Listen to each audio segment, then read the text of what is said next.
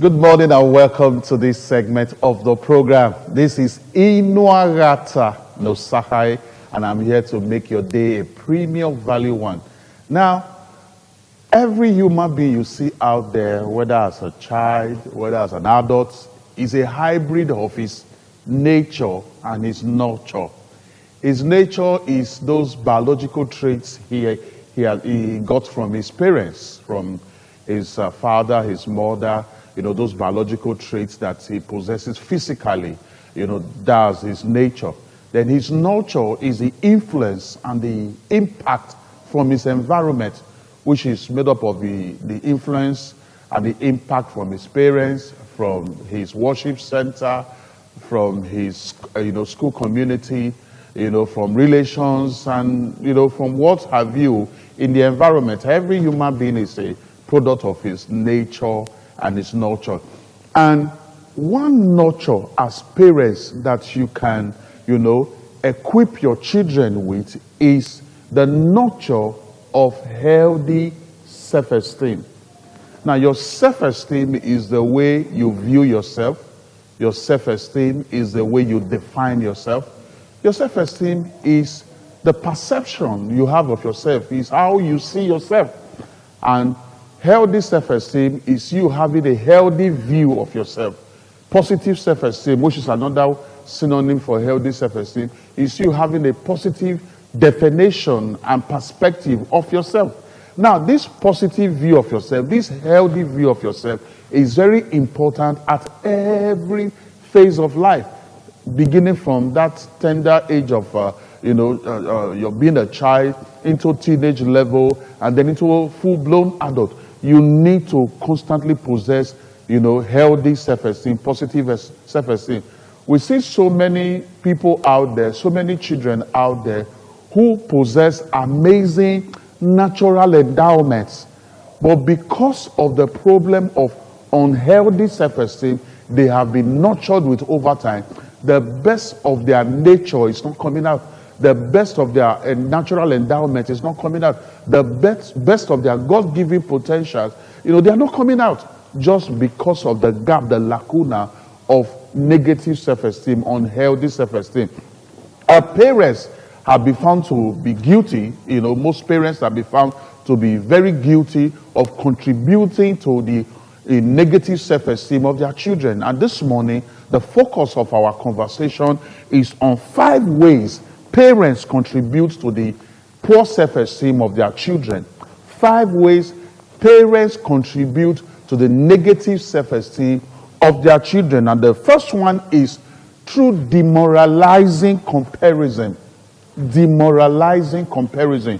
You compare your daughter with your neighbor's daughter. You compare your son with your elder sister's son, with your friends' children.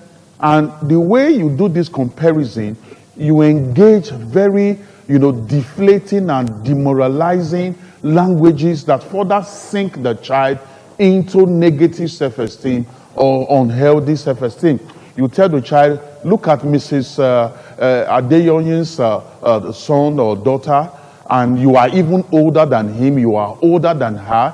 The child performed, so well in the last exam. Look at you. You are never do well. You are never do well. You as a parent, you are using the debilitating phrase, you are never do well on your child. What you have done is you have endorsed the child as a failure.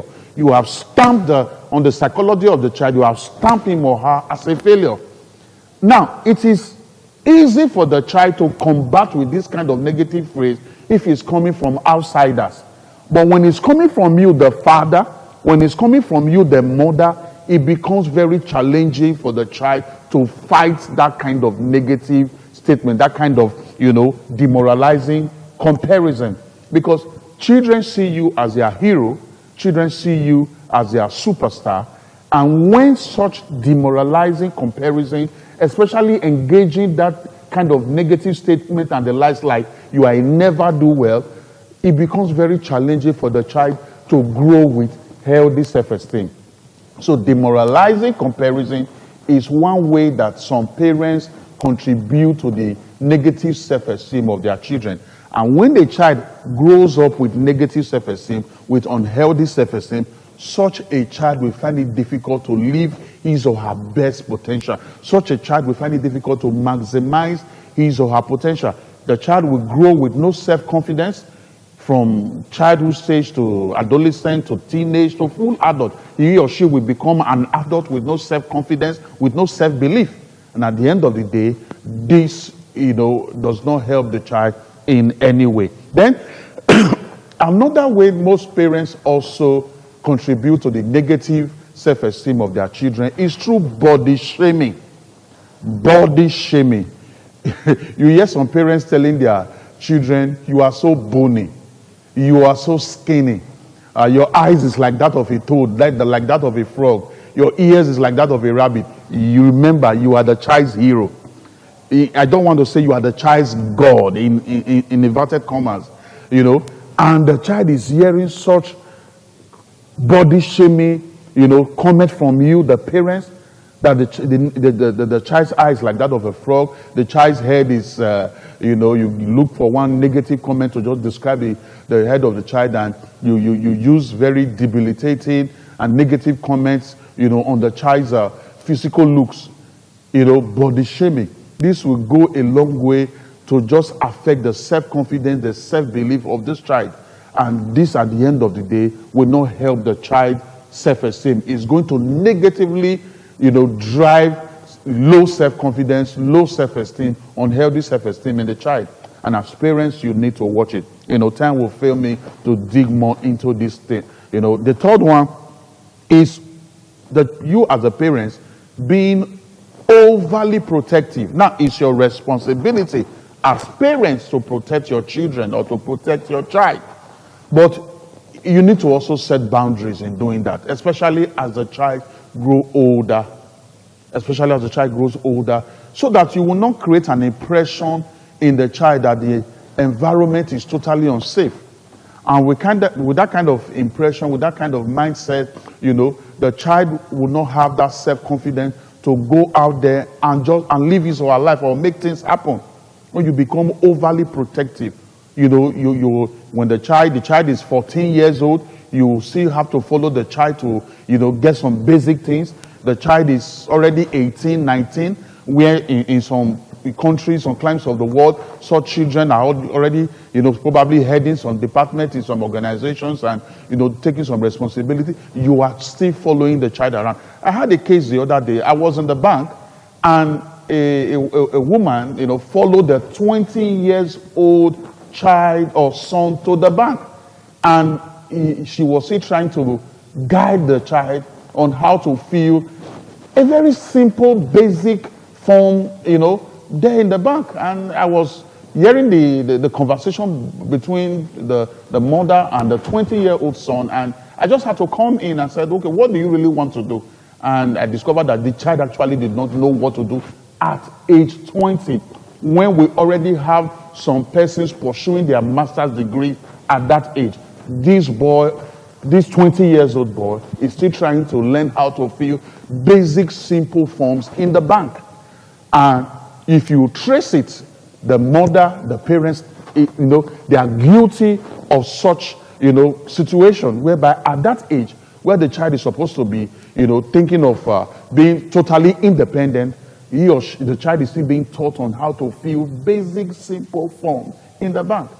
Because the parents are overly too protective. The child has not been given opportunity to unleash his or her natural, self or potentials. And this, at the end of the day, will also negatively contribute to the child, poor self-esteem or unhealthy self-esteem. Being overly protective is one way that some parents contribute to the negative self-esteem of their children. And the fourth one is some parents being over-indulgent. You say yes to every request of the child. All in the name of, I don't want my children to suffer what I suffered. If you backtrack, you will notice that it is actually what you went through. It is actually what you call what I suffered. That is what has processed you and refined you to become the successful man and the successful woman that you are today. And you are loving your children, there's no problem about that. But you are stretching this love to a level whereby you are now loving them out of their destiny. And this will not help the self-esteem of the child. When you say yes to everything, there is no request. Even it is not necessarily because you don't have the means to provide this request. That doesn't mean you should say. That's not only when you should say no. Even when you have the ability to provide that need over 10 times over, it doesn't mean you should always say yes. The child should learn how to absorb no. Because the reality about life is this. Life is going to hit that child with so many no's.